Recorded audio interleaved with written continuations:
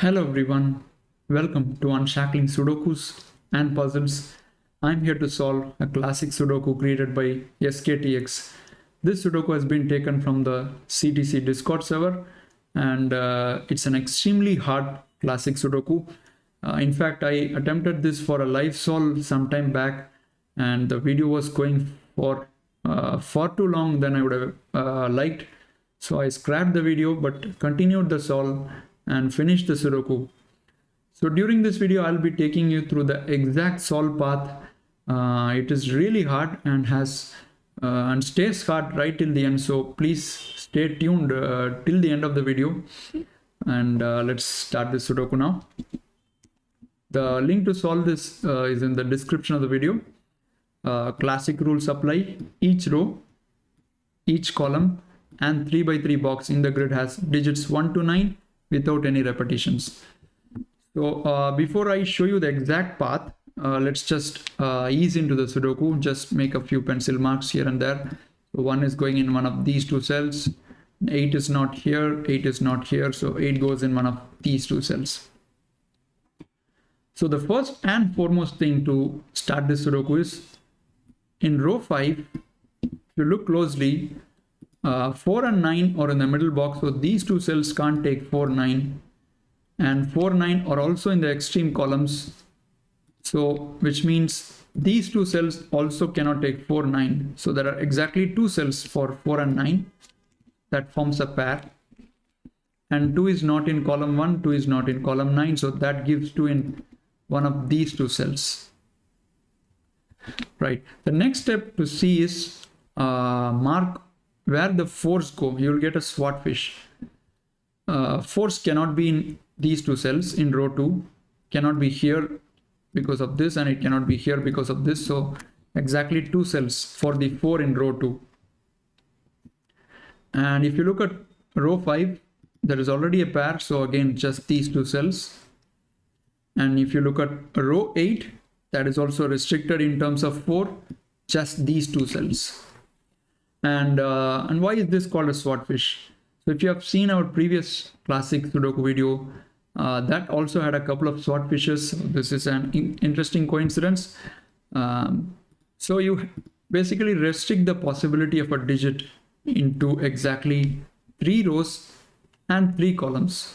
So you can see here that the rows are row 2, row 5, and row 8. And the 3 columns are column 3, column 4, and column 7. So 3 rows and 3 columns can only have a maximum of 3 instances of that digit. So you cannot substitute 4 in any of the, let's say, I'll just shade and show you. None of these shaded cells along the columns will take a 4 because that would upset the balance. We already have 3 4s in those rows and columns. So none of these yellow cells can take a 4. So this is how a swordfish works. So I'll just remove the colors now. And the next thing to do is look where the 2's go in row 2. 2 cannot be in column 9, 2 cannot be in box 1. So 3 cells for the 2 in row 2. And in row 5 you already have marked 2's here. So we will leave it at that. And in row 8, you will see that 2's can only go in these 3 cells. So at this point, it is important to make a really tough deduction. It's not easy at all, but I didn't see any other way to continue the Sudoku. So one of these 2 cells must take a 2. And the way to see at it is, if neither of these cells take a 2, you will see that for row 2, 2 goes in these 2 cells, for row 5, 2 goes in these 2 cells, and for row 8, 2 goes in these 2 cells, and column 5, there is no 2 at all. So which means it's clear to us that one of these 2 cells must be a 2. Even both can be 2, but one of them have to be a 2 for sure. Now, here is the interesting part. I'm going to say you that one of those 2 cells must also take a 4. and that is also easy to see. So suppose if neither of these two cells are a 4, look what happens. For row 2, 4 is forced here, and for row 8, 4 is forced here, right? So one of these two cells have to take a 4, but we also know that one of these two cells have to take a 2. So which basically means there is a 2-4 pair, you can say diagonally opposite. 2-4, 2-4. This is a really, you can say cruel deduction. It's not easy at all, but this is an extremely hard Sudoku, so you can expect to see these kind of deductions. The next step now is to observe the swordfish in 9s. So we saw the swordfish in 4s. Now it's time to see the swordfish in 9s. So 9 in row 2 goes into one of these two cells. 9 in row 5 is already marked, has to go in one of these two cells. And 9 in row 8 has to go in one of these two cells. And notice that the author has really intended the solve to progress this way. You can see that all the digits that we spotted a swordfish in, be it 4 or 9 or even the 2s, they're all restricted to rows 2, 5 and 8. And that cannot be a coincidence, right? So this is the next step. Now here comes the tipping point in the Sudoku. You can say the second major reduction after this 2-4 pair. This cell can never be, I'm going to mark it in green, this cannot be a 4. Very difficult to see. So if this is a 4, you will get an elimination after maybe 5-6 steps, but given that I've not made any pencil marks here, this should be, taken with a pinch of salt. So if this is a 4, look how the flows go. I'm just going to focus on 2s, 4s and 9s, or I'll just focus on maybe 4s and 9s alone. This is 4, 4 goes here, 4 goes here, right? All these are forced. 9 is forced here, and for row 2, 9 is forced here, and for row 8, 9 is forced here. Now,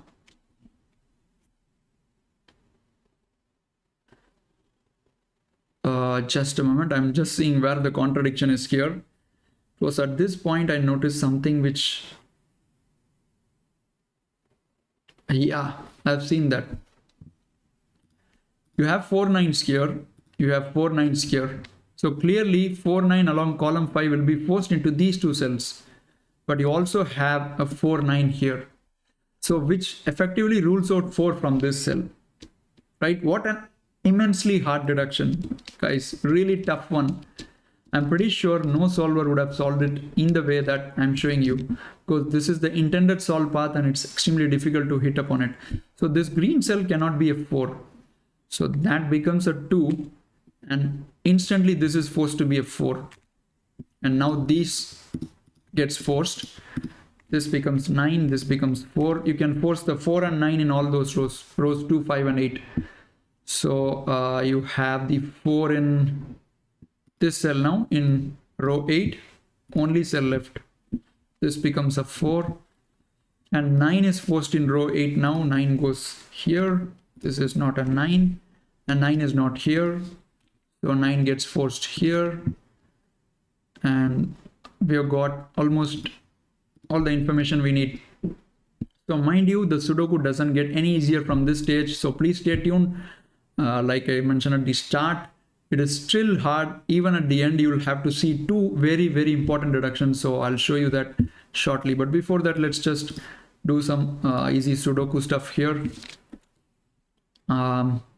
If you look at row 8, the remaining digits are 3, 6, 7. This is not a 6. So, and this is not a 7. All right, let's look at row 2 now. If you look at this cell, it cannot be 1, 3, 4, 2, 5, 9. So it's 6, 7, 8. And if you look at this cell, this is 6 and 8. Right. So let's look at these two cells now. They can't be 2, 5, 9, 4 and 1 and 7. So these would be 3, 6 and 8. And if you look at this cell, can't be 1, 2, 6, 9, 4, 5, and 7. So that's a 3 and 8. Now, if you look along column 2, you'll notice that we have made a triplet. So 3, 6, 8 is restricted into these cells, right? So which means 6 must be in one of these two cells. And that eliminates the 6 from here. So what it basically does is, the grid is completely free of pencil marks. Imagine having to find this deduction, which I'm going to show you, with a grid full of pencil marks. It's really hard. You have a wiving 7, 8, 3, 7, and 3, 8. So this is the hinge cell, which is seeing the other two cells, and these two cells are the wing cells. So you basically identify 3 cells with bi-value candidates, which are in some order of A, B, B, C, and C, A, out of which one cell has to see the other two cells, right? In this case, row 8, column 1 is seeing both of these cells, and this is the hinge cell, and these are the wing cells. So when you have such a case, the digit which is common between these two cells marked now can be eliminated from all the common cells to both. So if you see, the common cells to both are these and these. And by common, I mean any cell, if you take along this trimino, will be seeing both these two cells. And similarly, any cell along this trimino will be seeing both these two cells. And that's what I mean by common. So none of these pink cells can take an 8. You can ignore this cell, right? Because that was the hinge cell, so you can ignore that cell. So if any of these pink cells take an 8, what instantly happens is, this is forced as a 7, and this is forced as a 3. If any of the pink cells take an 8, and that removes both the pencil marks from here. 7 is ruled out and 3 is ruled out. This is how a wiving works. So none of those cells can take an 8, so I can clearly remove 8 from here, and that gives me a 3, 6 pair. Fantastic. So that gives me an 8 here, and that forces 8 here. Still, the Sudoku won't become easier, and it's of paramount importance that you find one more step much further into the solve. So let's continue the solve now. I have 3, 5, 6, 9, 2, 4. So this will be 1 or 8, and this will be 1, 7, 8. Let's see if we can do some easy Sudoku stuff here. I have 9s here, so I get a 9 in column 5. So I think I can place all the 9s now. 9 goes here, 9's here, so 9 goes here. Okay, so we've got all the 9s in the grid. In box 9, so 1 goes in one of these two cells, which gives 1 in one of these two cells. I think column 2 can be completed. 1, 7, 8, 9, and 3, 5, 6. So the remaining digits are 2 and 4. So 2 is forced here and 4 is forced here. I think we can place all the 4s now. 4 goes here. 4 goes here. That's nice. So I'm just going along the easy steps, because before I show you one final deduction that is really needed to complete the Sudoku. Let's see now.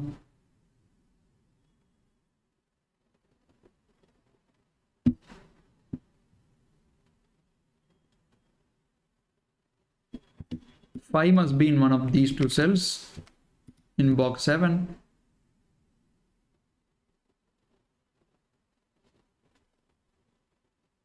And if you look along column 5, there is exactly one cell that can take a 2. 2 can't go here, 2 can't go here. So 2 goes here. And 2 is not in row 6 and column 9, so 2 goes here. So this all follows naturally. You don't need to do anything specific here. So this all follows naturally from the Sudoku. All right. And time to show you the one final deduction now.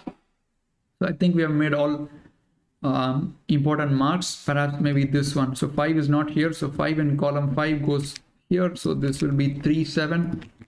And these two cells are 3, 5, 7. So which gives a 1, 6 pair in here in row 7. So what does this cell contain? 3, 4, 7, 9 are ruled out. 5 and 8 are ruled out, and 2 is also ruled out. So this is a 1, 6. Now again, I'm going to ask you the same question.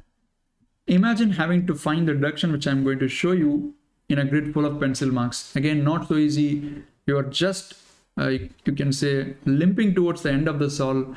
You would want the grid digits to flow easily, but you find this one final obstruction. There is one more Y-wing, or you can say X-Y-wing in the grid. And this seals the deal in the Sudoku, you can say. The same thing. There is a hinge cell, and these two are the wing cells.